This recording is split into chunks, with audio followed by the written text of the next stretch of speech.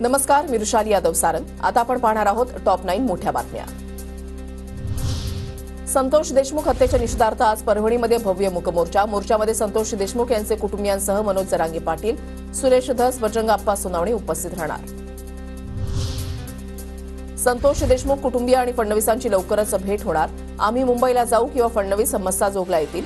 संतोष देशमुखांचे भाऊ धनंजय देशमुखांची माहिती. आम्हाला न्याय हवा, आरोपींना फाशी झाली पाहिजे, धनंजय देशमुख यांची मागणी. बीड हत्या प्रकरणामध्ये फरार आरोपींना मदत करणारे 3 संशयित ताब्यात. धारूरच्या कासारीमधून डॉक्टर संभाजी वायबसे यांच्यासह 2 ताब्यात. एसआयटी प्रमुख बसवराज तेलींकडून 3 कसून चौकशी.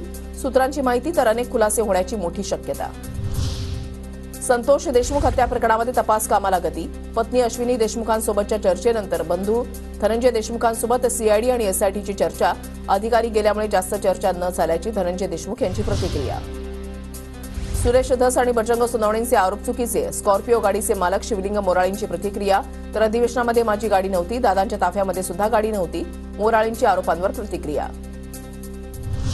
अजित पवारांना अडकवण्याचा वाल्मिक कराडचा प्लॅन असावा. कराड पोलीस स्टेशनला आलेल्या गाडीवरून खासदार बजरंग सोनवणेंचा पुन्हा निशाणा. गाडी मालक आरोपींना मदत करत असल्याचाही आरोप. मंत्री धनंजय मुंडेंच्या राजीनाम्यासाठी मराठवाड्यामधल्या आमदारांची अजित पवारांकडे मागणी. मुंडेंच्या राजीनाम्याबाबत राष्ट्रवादीचे आमदार आग्रही. सूत्रांची माहिती, अजितदादांच्या भूमिकेकडे लक्ष.